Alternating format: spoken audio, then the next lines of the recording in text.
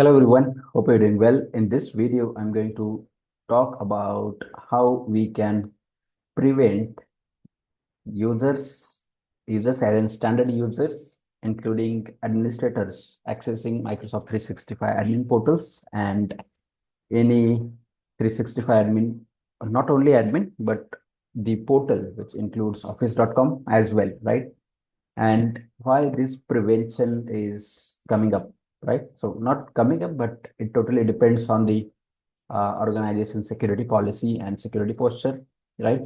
And there are pros and cons to it as well, right? If organization is expecting that their end users as well as administrators should not access any of the portals on their personal devices as well as any public internet or public network, right? And which may lead into a situation which is not really a good situation where uh, there could be a situation where credentials were theft, right? And then even if there is a multi-factor authentication enabled, but still there are situations where organizations are not ready, or it is not easy for such situations or scenarios where we don't want really people to access any of the office resources on the public internet, which may or may which could be a situation where it is going to take a toll of the users' identities and the data and access and everything together, right? So there are both sides, pros and cons, and this is the topic where security team and the information security and all other different teams are going to be uh, talking all about different ways how we can mitigate this way and let people access everything over the internet or over the any internet, be it over the any devices, including personal laptops, personal desktop, mobile devices, right? And in the corporate network as well. Corporate network is going to be fully managed network and protected with all the tools and systems and the policies and everything together. But in the outside of the corporate network, when people are working from home or remote locations, in that case, definitely we have zero trust principles available for us to deploy appropriately, and that is going to be helpful. But still, if we, in case we wanted to uh, channelize the access levels and everything together over the even on the public network as well. So there are certain steps that we need to take appropriately, right? And that falls under the zero trust principle, right? And it also helps the organizations to make sure user identities are safe, secure, and access levels are also tied up with the security mechanisms, security policies, and it is something that users are not exposing their identities and credentials at all, right? So that is what I'm going to show you in this video, how we can create the policy, and then we can make sure those are tied up with the policies, right? Before moving ahead, I wanted to talk about the prerequisites for this policy to go ahead and do that. So prerequisites are, we should have at least Entra P1 and P2 license in order to create a conditional access policy, right? Which will be available for us, or which will allow us to create the conditional access policies with a different set of conditions that we are going to put in. And those conditions are going to uh, restrict the access levels on particular set of areas. Like if we are putting out a conditional access with the named locations, and be it corporate office or office network, and if it is going to be certain location or certain network, be it on a particular IP range that we wanted to put in place, and it is going to allow people to access those resources over those network and IP locations and IP ranges within, right? So that's the one of the requirements. There's another requirement or prerequisites is going to be, if you are going to create a policy, you should have at least or minimum security administrator role or permissions in order to create conditional access policies. And if not, then maybe global administrator is the top role where it has all the permissions to manage everything across the organizations. And that role, or whoever has that role, they would be able to create all the conditional access policies as per their needs and their requirements, right? So these are the minimum prerequisites. Those we should do it, or we should have at least, right? So Now, to start with, to creating of conditional access policy for the particular area or locations where we wanted to allow people to use office resources, which includes the other business applications as well, of course, but definitely if we are targeting only the particular applications, right? So even that can also be scoped in this policy, right? So I'm going to go ahead and share my screen and show you how we can do that quickly from the portal here.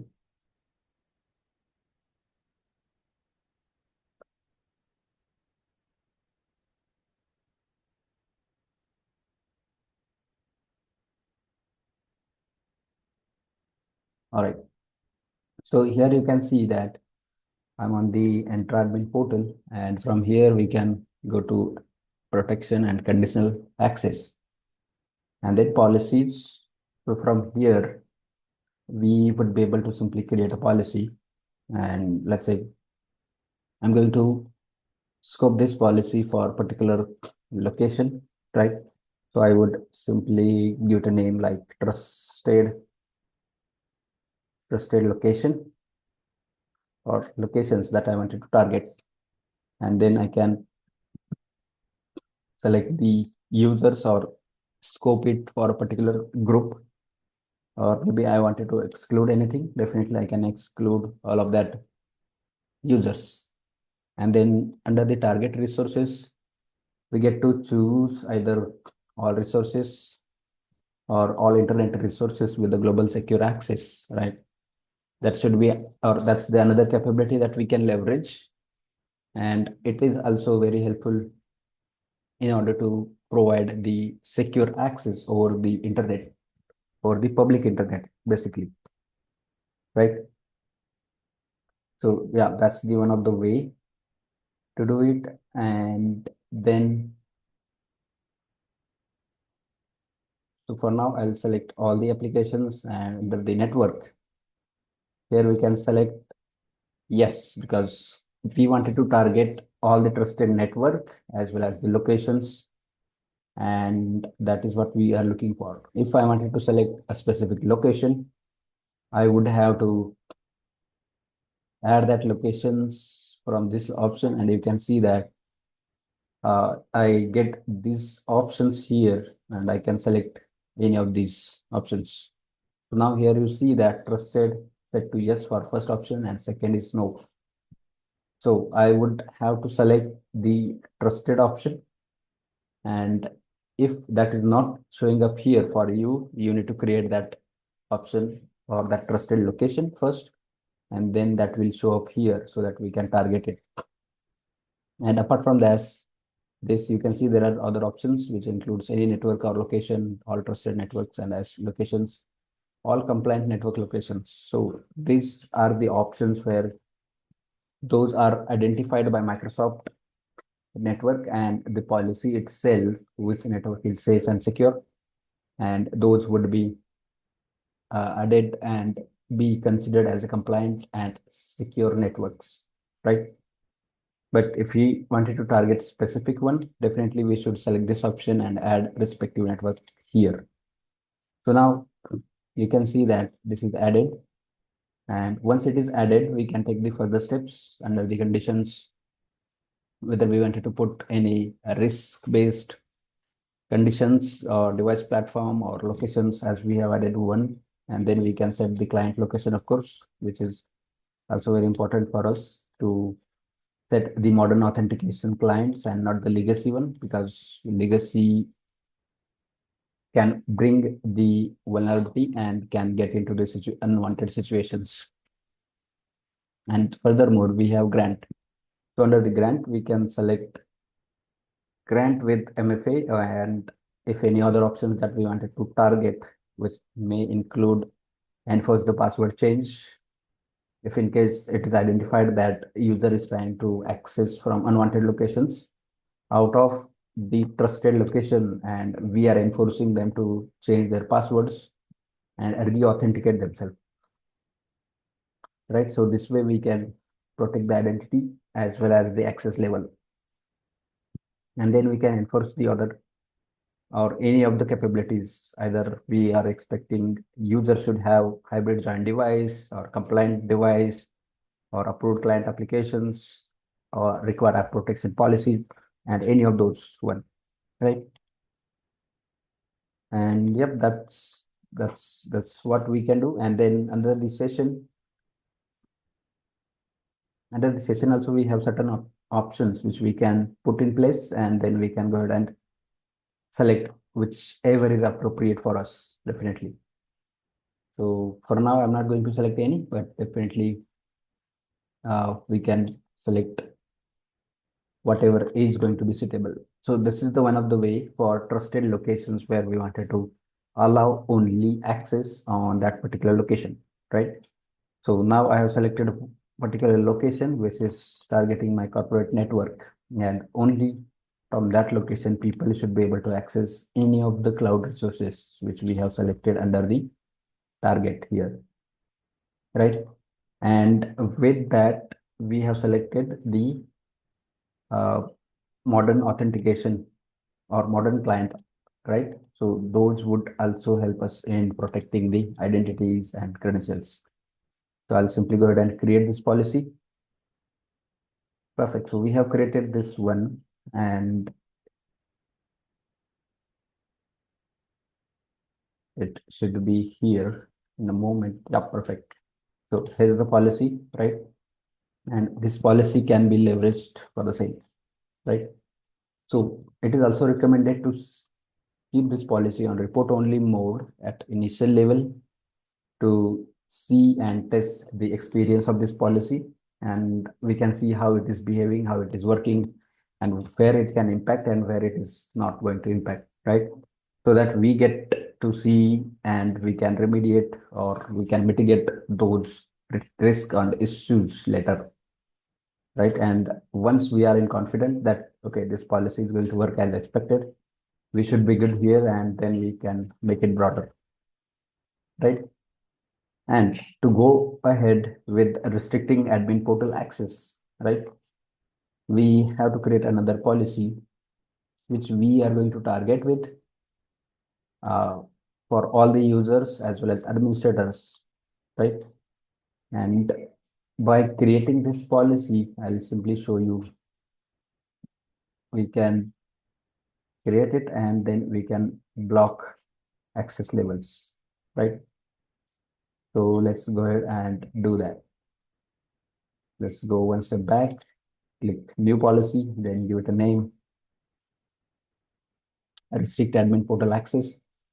And from here, I can either select all users or all ad all administrators, right? Because we know that there are only certain administrators and not all users are admins in the organizations, right? So by doing that one, we can scope it, right? So under the target resources, we can select the resources that we wanted to target, and those includes under the select option here, we can search it, which includes the admin. If I type the admin, we should have, see here you can see admin portals,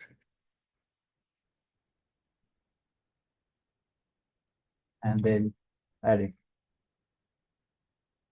Then if I select the exchange online,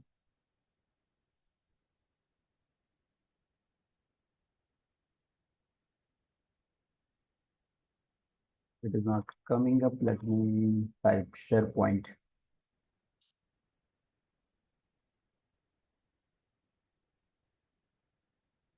Perfect. So here under the SharePoint, we get to see, but we don't have other options. Instead, it is considered as all the admin portals under this portal, and it is going to block on that specific policy. Also, we can put in Office 365 so that if users are trying to access any of those from other side, right, then we can block it, right? So these are the two apps that we are going to scope out, and then those should be blocked, right? And then we should be good there. Under the conditions, we can put or select which locations we wanted to allow or block. And from here, we can either select yes and either select only a specific network should be allowed, rest all should be blocked. So in this one, I'm going to select this one, so which is going to allow us or users to access, and rest should be blocked. At the same time, on the client side, legacy authentication is blocked and modern authentication is allowed, right? And then if you wanted to put authentication flows or filters for on the devices, we can do that as well. So that's the another step that we can take. And then under the access control here, we can either block it or we can allow it. So as I said, if people are accessing any of those resources outside, right, then we would simply block it. But now we are only allowing on the certain locations. So in that case, it should be allowed with authentication. And if we don't want, so for now, I'm going to simply discard this and change this condition, right? So under the locations, and if it is any network, right, and then which is outside the corporate network, of course, or we can select the specific location, right? Also, we can select excluding the our corporate network from this policy. So that is not impacted at all. Instead, by selecting any network or location, but exclude our corporate network, right? So that this policy is not going to impact that side. So that side as an valid site and invalid site, right? So we wanted to make sure that is also intact here and we can take the appropriate actions. And on the grant side, we can simply go ahead and block the access. That's what we are looking for here. And then under the session, we don't need to do anything, right? And we are good here to go ahead and create this policy.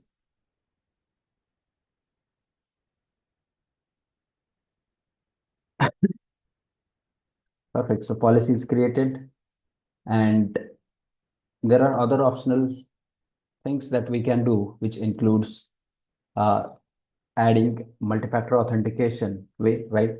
So that's not the optional way, but definitely as soon as we create a policy, right, we should have that enforced on the user's accounts, as well as user has to authenticate themselves whenever they are accessing any of the resources, be it personal device, be it organization managed device, or be it any device, right? There shouldn't be the excuse or excludes at all, right? And on the monitoring and auditing side, definitely we can get into the monitoring section, and within monitoring, we can see the sign-in logs, and we can see, I'll just go here. I think it should be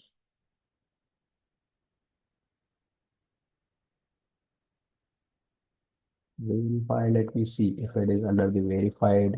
No, it is identity. Yeah, under the monitoring, here you can see sign-in logs. So from here, we can see the number of sign-in logs from where people are signing in, and then we can also track down and check for the denied access attempts from the public IP addresses, right? Apart from the trusted IPs and the trusted network that we have allowed to access those resources.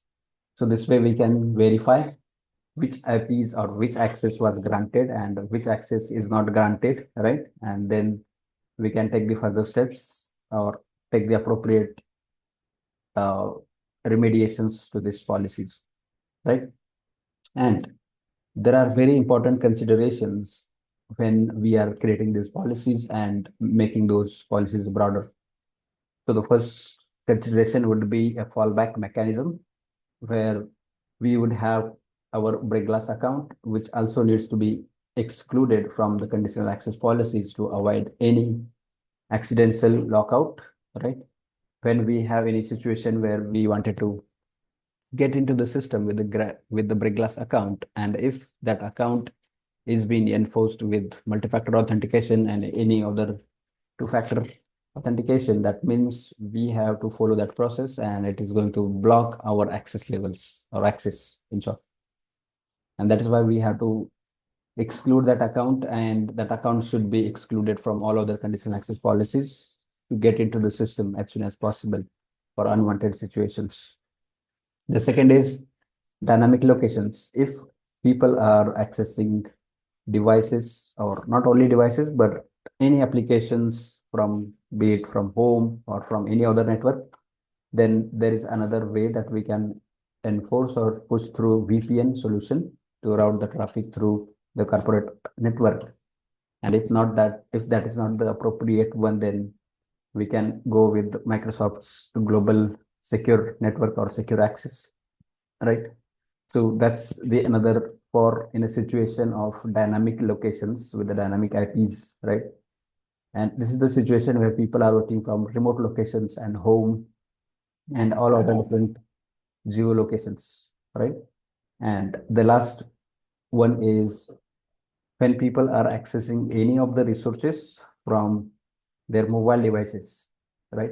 So definitely mobile devices are not fully managed by the company or organization, right? And even if we enforce certain policies, we really don't get the full control on devices. So we can enforce certain policies which can be validating on verifying that the device is compliant and device has the appropriate security measures as well as the versions employed on it, and then we can allow the certain level of access on the devices and then policies on it too, right? And yeah, so those are the three important considerations.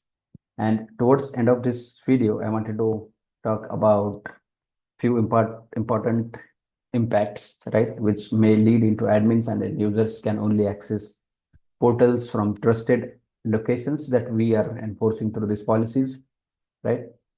And apart from that, no one should be able to access any other applications, right, from security and all other considerations.